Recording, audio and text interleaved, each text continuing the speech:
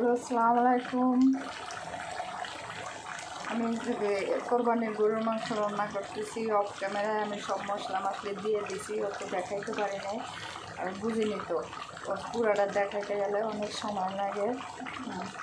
যদি আপনাদের ভালো হয়, পছন্দ লাগে, তাহলে আমার একটা চ্যানেল আছে, আপনারা একটু দেয়া ফলো করে আসেন।